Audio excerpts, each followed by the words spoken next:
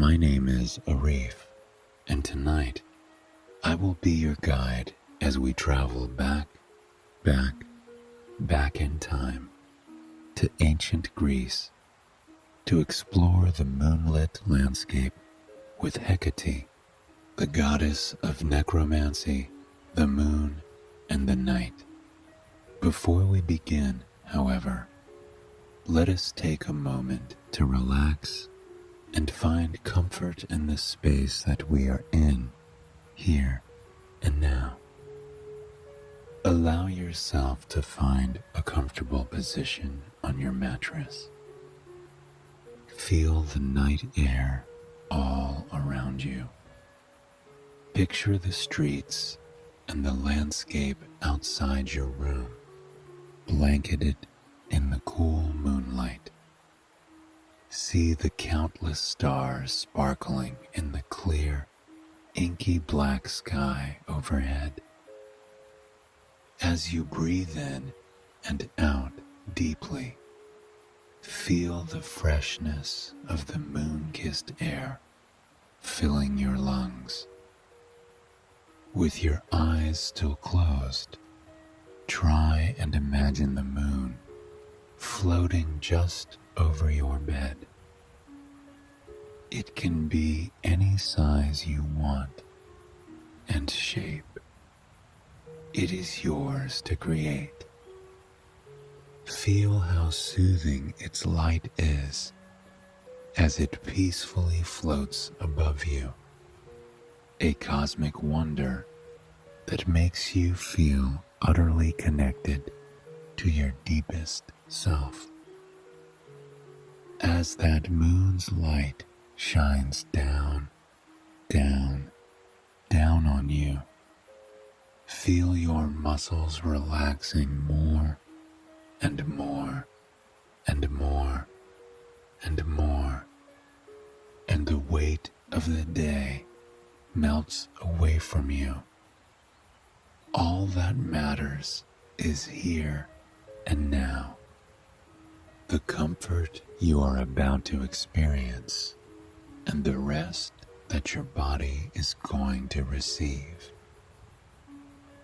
Now that we've taken the time to relax and find comfort in the space that we are in, here and now, let us begin our story. Ancient Greece was a land unlike any other, overflowing with titans and Olympians, monsters and beauties, darkness and light. It was a place flourishing with stories, constantly weaving new ones at every turn. There was war and laughter and peace and joy, and there was family and nature. Not all of the goddesses and magic wielders resided on Mount Olympus. Many of them lived in a constant state of flux, traveling the land across the seas, journeying far into the mountains, sailing to distant islands, going wherever their magic took them. Yes, there were many free goddesses and gods that wandered the countryside, carrying their magic with them. But there were few as free and as magical as Hecate, the goddess of necromancy, the moon, and the night. Hecate was the daughter of the god of destruction, and Asteria, the Titan goddess of fallen stars and divination. Fortunately, she took after her mother, finding a sense of belonging in the stars, in magic, and in the spirits around her. Specifically, in comforting the spirits around her. Hecate would awaken every day, just as the sun sunk below the horizon. Some days, she would awaken underneath the shelter of cedar and pine trees, tucked away in a grove far from civilization. Other days, she would awaken in long forgotten cabins in the woods, where she would start crackling fires in fireplaces and wait for the cool night to wash over the land. But no matter where she was, she would awaken with a great feeling of belonging and of hope. She would shrug the blankets off of herself and look up to the sky as it transitioned from day to night. The pinks, purples, blues, and oranges of the sunset would gradually grow darker and darker and darker still. The cornflower swaths of sky became navy. The lilac swaths became indigo. The fire-tinged clouds became dark and muted like cedar. Then, the earth would begin to reflect the sky. The creatures of the day would nestle into their nests, silent for the remainder of the night. The birds would sing the last few notes of their song, a few stragglers singing into the air until silence washed across the land. Then, the crickets would begin to sing. The frogs would peep up from their peaceful ponds. It was a high-pitched melody, one filled with rhythm that seemed to make the whole landscape sway as it drifted further and further into night. It was only then that Hecate would rise from her humble bed for the night. She would form her plant and star-embellished quilt into a tight roll and tie it to her back, along with the few other items she carried along with her. She was, after all, a traveler, a magical nomad in this beautiful land of strange and wondrous things. She always carried a book. When she was finished, she would often trade her book with a fellow traveler before pressing on, soothed by the reality that she would be reading the same words that the stranger had read only days before.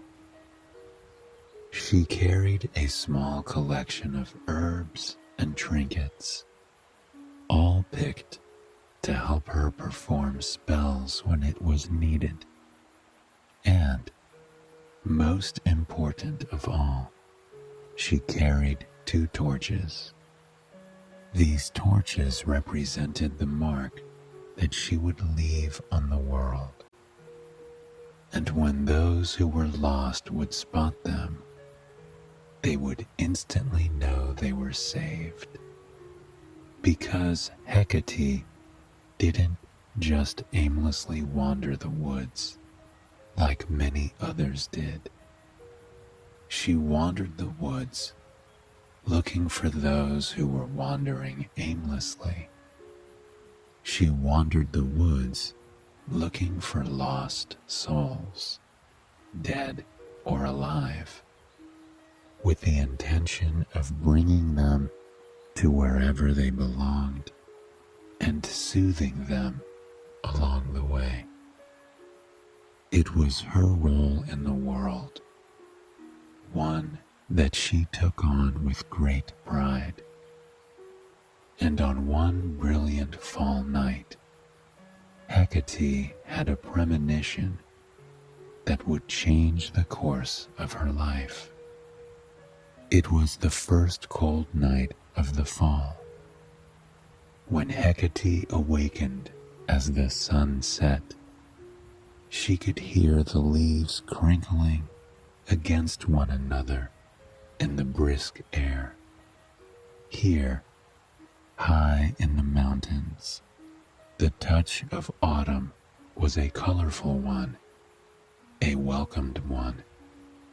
She sat up and rolled up her sleeping bag, thankful to see that this night was going to be a bright one, a wonderful one, because tonight there was a full moon. As the goddess of the moon, Hecate felt a serene power wash over her as she sat in the moonlight. She knew what she had to do. She meandered to the nearest stream, a mountain stream where the water was cool and invigorating, and she stepped down into it. She reveled in the feeling of the smoothness of the rocks, of the coolness of the water. She tilted her head back as she stepped further into the river. 1 step, 2 steps, 3 steps, 4.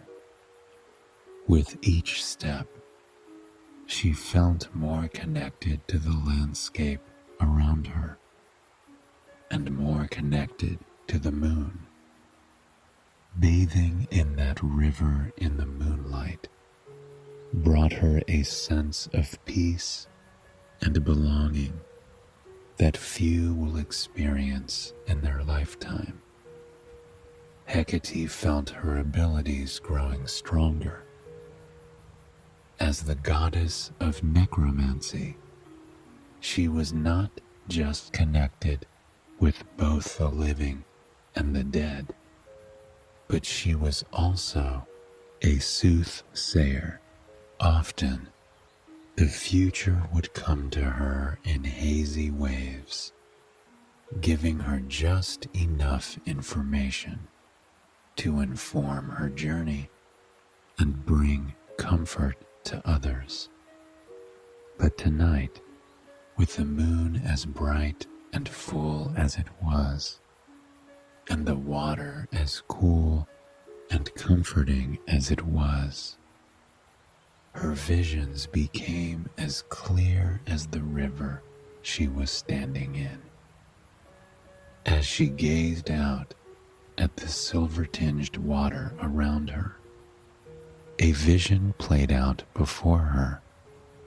It was a lost soul looking for belonging, looking for comfort. But this wasn't just any lost soul. It was a Greek goddess.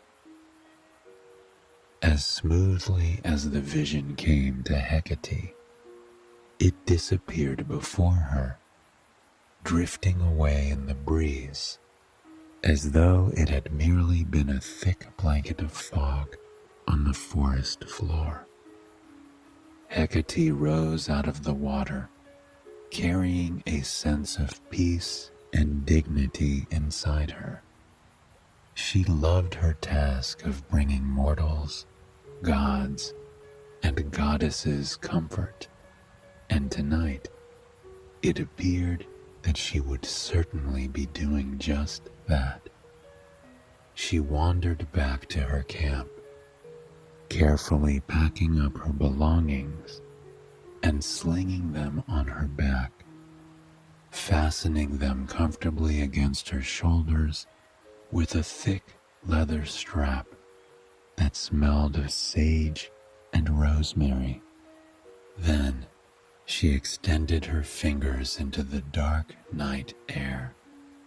She pulsed them slightly, closing her eyes with a great deal of focus. From her fingertips, sparks flickered alive, illuminating the forest around her in a soft flash of orange and yellow. The sparks caught on her 2 torches and ignited. She wrapped her hands around the familiar torches. It was her task every night, meandering through the forests and mountains, with the torches held before her, urging all who were lost to follow her towards the light, towards their future. As she walked, she kept her eyes closed. She loved the sound of her boots pressing into the damp soil, the click, clack, click, clack, click, clack, click, clack, click, clack, as she wove through the trees and down gentle slopes. It was as if she was creating a song with the forest around her. Chirps and croaks were their clicks and clacks, clicks and clacks, clicks and clacks. Finally, she opened her eyes, taking in the beautiful sight of the landscape changing around her.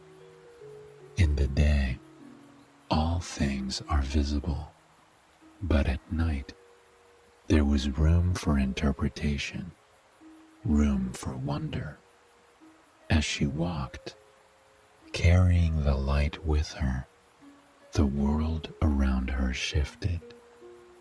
Rounded shadows turned into rocks. Shadows danced between trees as she passed by. Water and cobwebs glowed in a gossamer of orange, red, and yellow as they reflected the light of her torch in a ghostly, otherworldly manner. That was one of the many reasons Hecate loved the night, though there were several other reasons. Hecate was never awake during the daytime, and she had no desire to be. She longed to be in the stillness of night, when the world slowed down and life seemed to move the way it was intended. There were no obligations at night, no busyness in the world. It was simply her and nature, her and other travelers, her and the lost souls. She could connect to everyone during these hours of night. The darkness provided a layer of protection for everyone, a veil that made vulnerability feel more accessible. And that's the way that Hecate preferred to live, authentic and vulnerable. That's why, on that night, when she rounded a corner into a moonlit meadow, she felt a small smile cross her face. In the center of the meadow was a soul, not alive, seemingly lost and stuck in place. It was a ghostly form of a human, a haze in the dark night that you would miss if you were not looking closely enough. And still, Hecate could see the concern on the soul's face. She walked toward the soul, exuding warmth and a maternal energy most reserved for their own children. But for Hecate, these lost souls were her children, She stepped closer, illuminating the soul with her 2 torches. "Hello, my child. Are you lost?" Hecate asked, her words sweet and slow like warm honey. The soul, a young woman, nodded at Hecate. "I must be. I don't know where I am." The soul's voice was tinged with the weight of her concern and worry. In the light of the torches and the moon, Hecate could see that tears were starting to form in her eyes. So, Hecate did something only she could do. She reached forward and placed a gentle hand on the girl's cheek. The soul flinched at Hecate's touch for a moment, surprised, but then she sunk into the moment with gratitude. "It's been very long since I've been held," the soul said. "Well, you won't have to worry about that much longer, my dear. I will guide you to the place where you belong," Hecate replied. The soul looked relieved by that. So, Hecate led the soul down the winding path through the meadow. In the light of the moon, the wildflowers flourishing in the sweet grass became entirely visible. The soul gazed out at them in wonder, a look of serenity washing away the tension she had been carrying only moments ago. "Would you like to take one with you? There are flowers where you're going, but perhaps you'd like one to remember this place by." The soul nodded eagerly at Hecate's suggestion. Hecate leaned down and plucked the most beautiful flower she could find. It was a lupine, its brilliant purple buds, almost silver and otherworldly this time of the night. With care, Hecate tucked the flower behind the soul's ear. The soul touched the flower in disbelief. Hecate gave her a warm smile, urging her to take care of the lupine. As they made their way through the forest, Hecate reassured the soul that everything was going to be just fine. Where she was going was a marvelous place, a place of rolling meadows and souls at peace as far as the eye could see.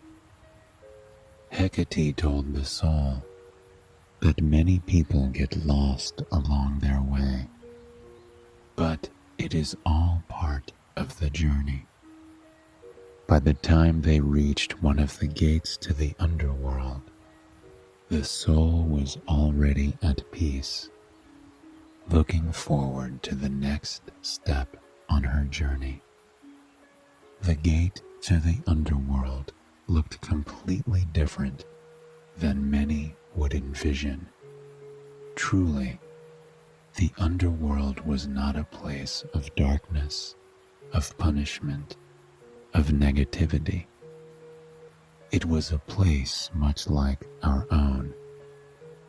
The gate was a tunnel tucked at the edge of a forest, like a natural cave.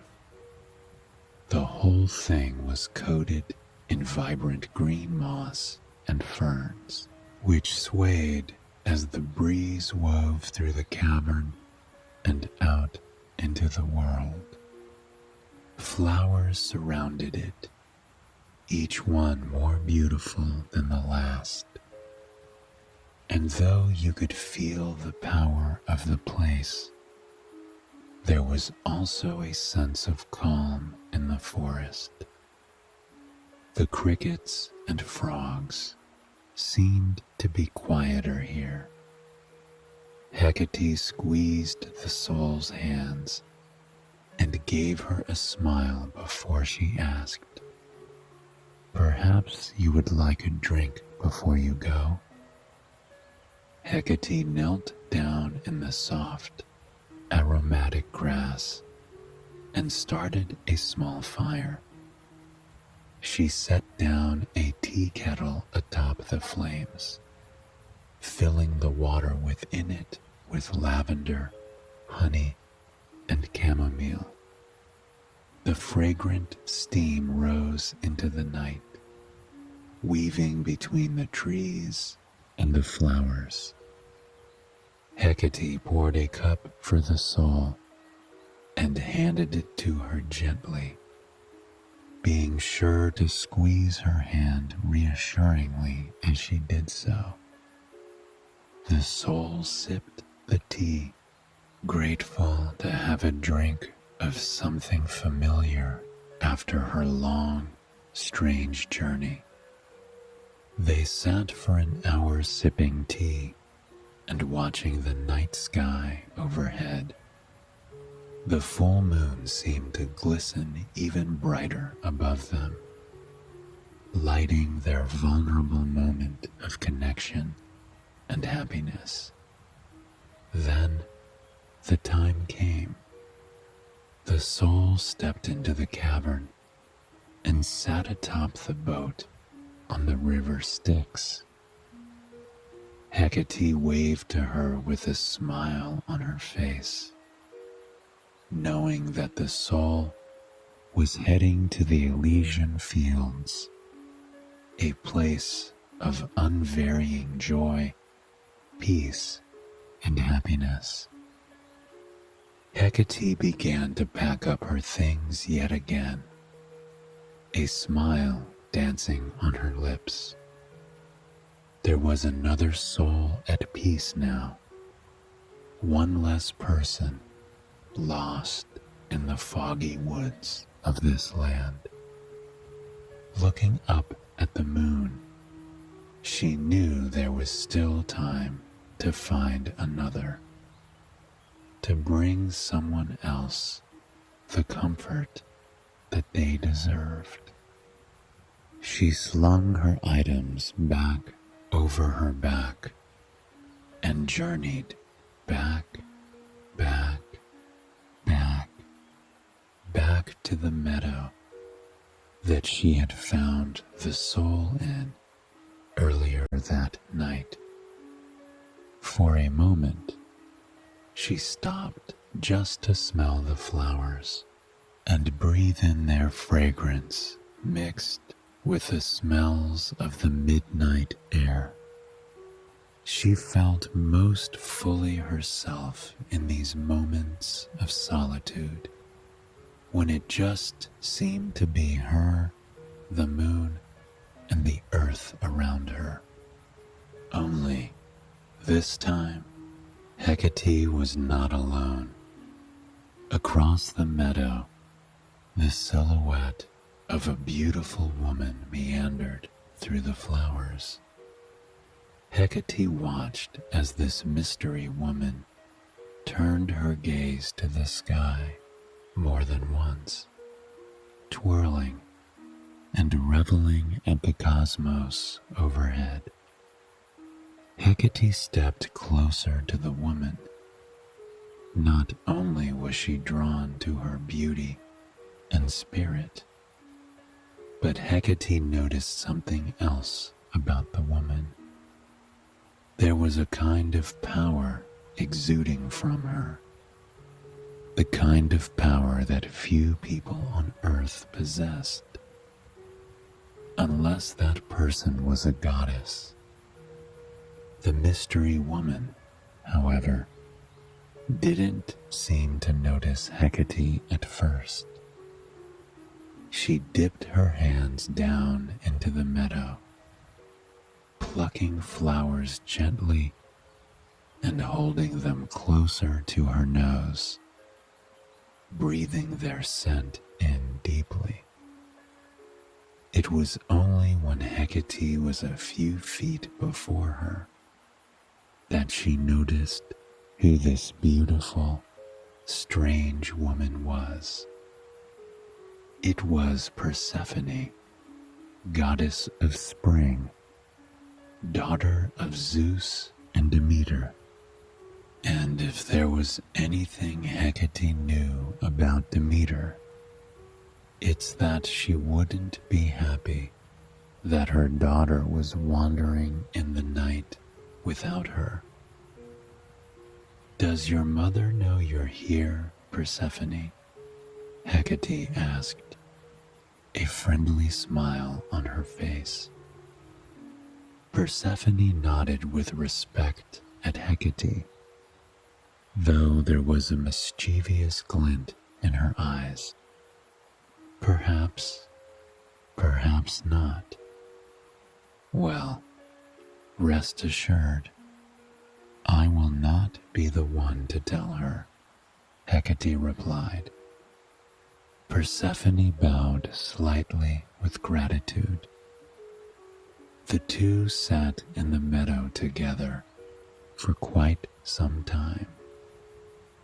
They were not close, but not strangers. And truly, Hecate knew much more than she would ever admit to Persephone.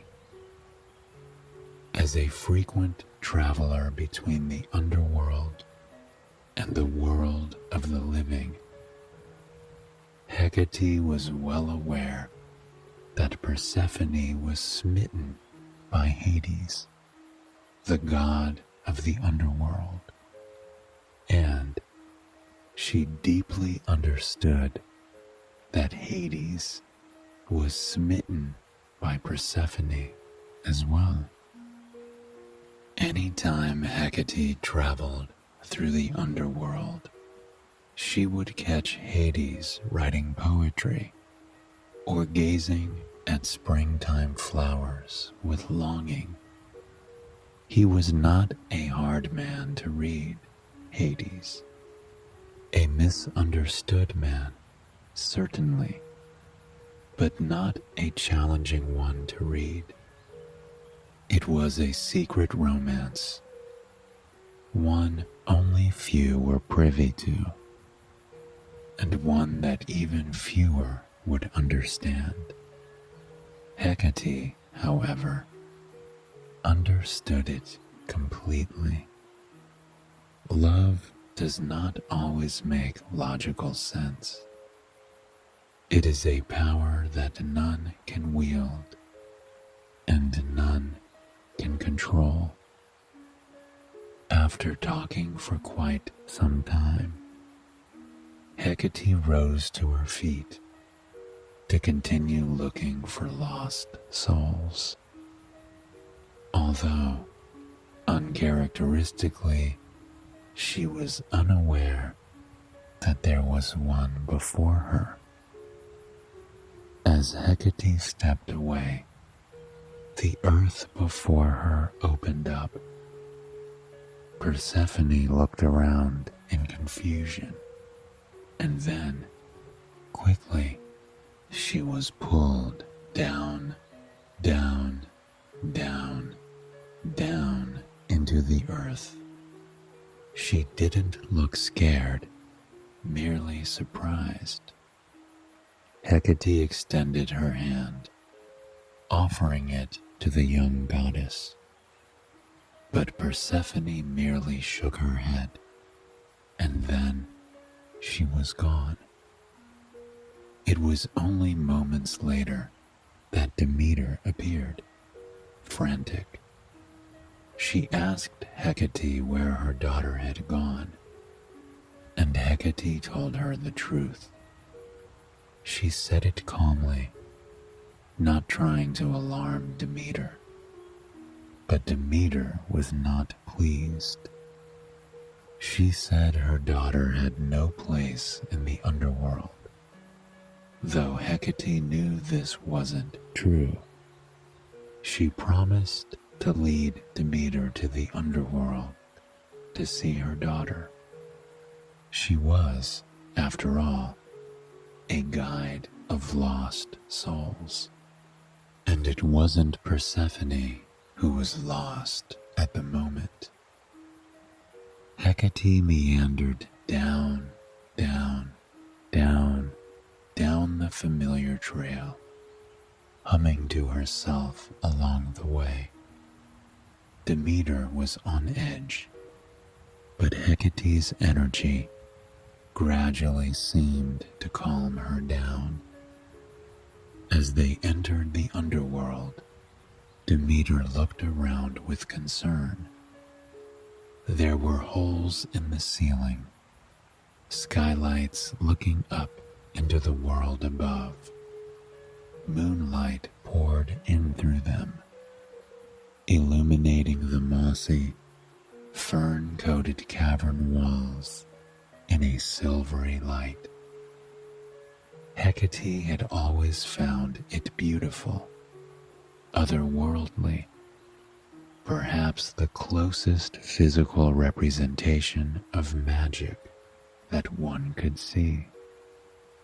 After they crossed the river Styx, they traveled up, up, up, up a winding path until they reached the home of Hades himself.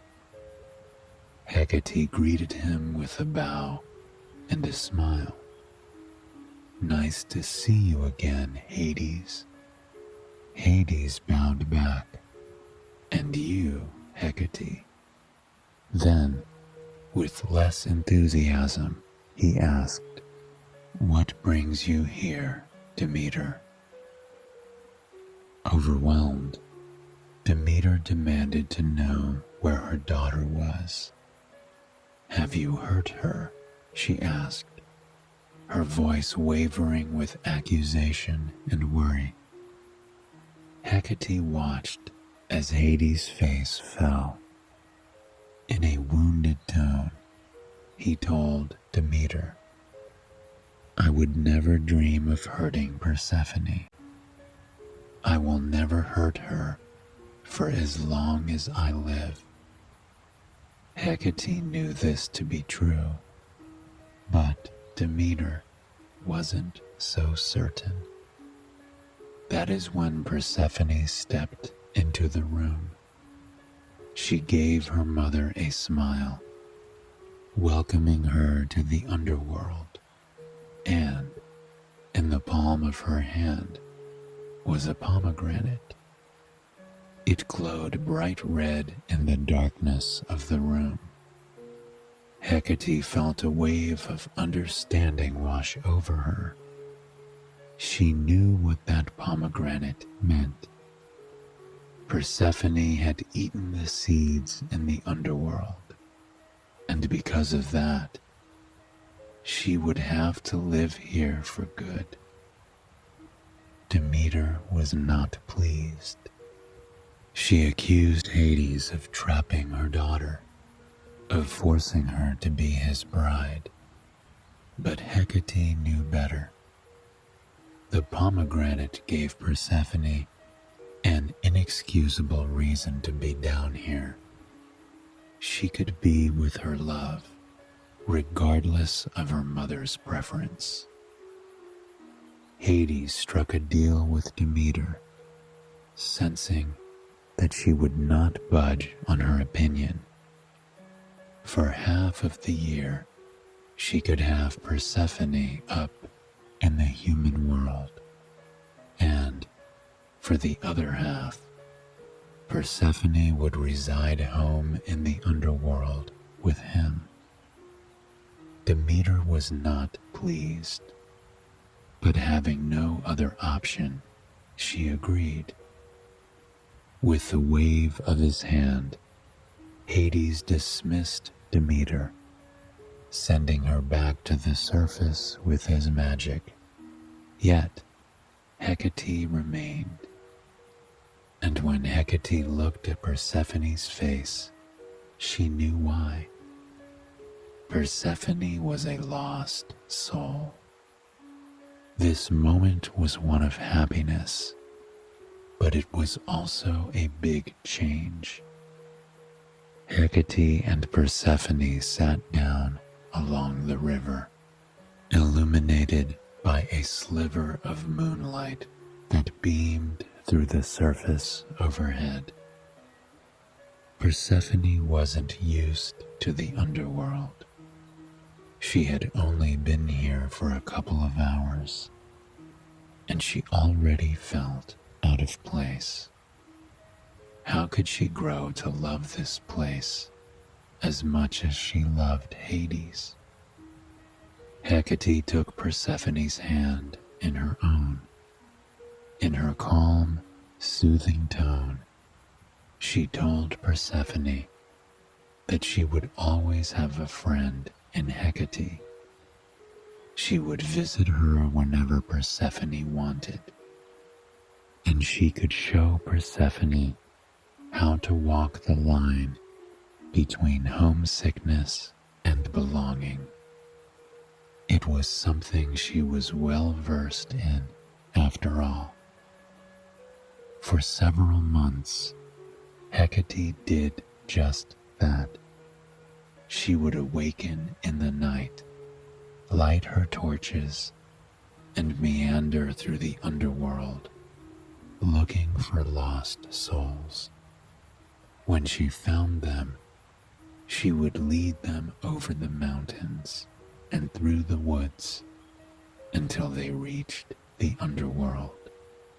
Only now, Hecate would join them as they crossed the river and traveled deeper into the underworld.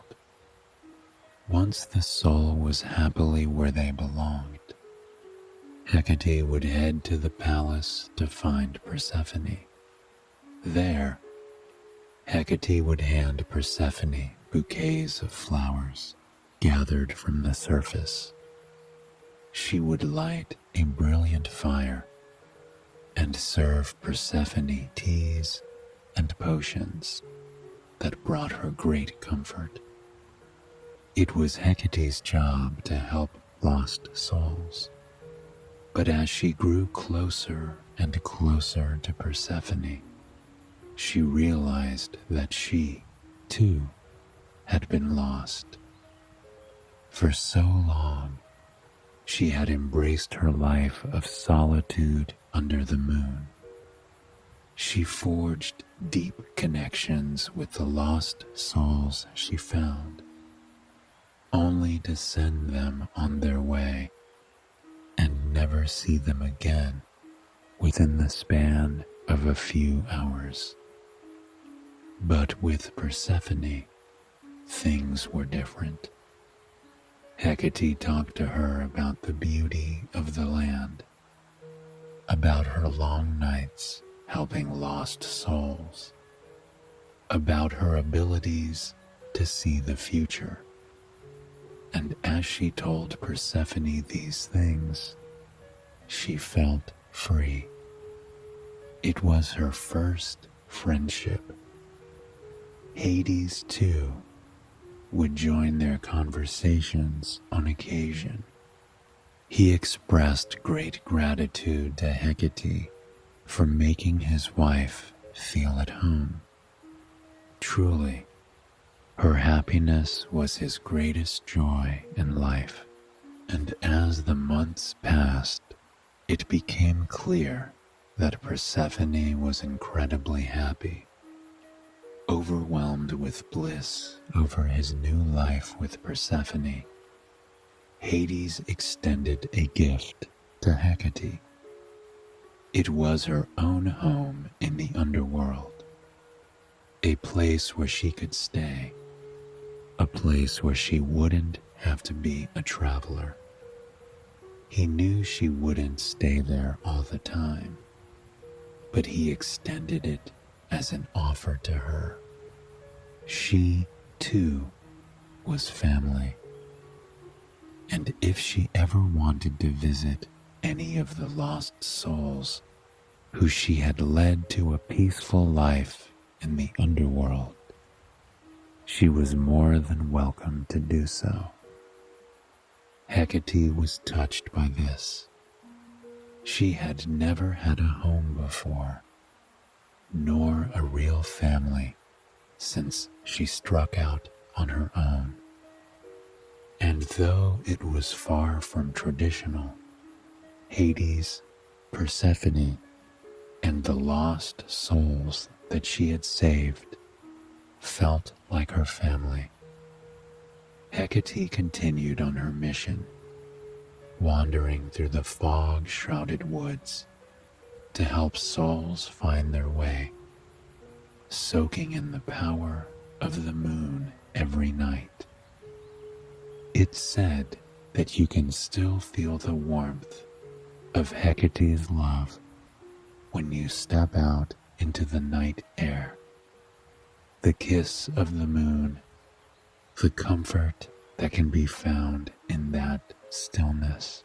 It is all a gift from Hecate, reminding you that you belong, and if you are lost, she is always there to help you find your way. I hope you have enjoyed this sleep story, and it has brought you a night of peaceful, restful sleep. Please join me again tomorrow night for another sleep story. Until then, sweet dreams.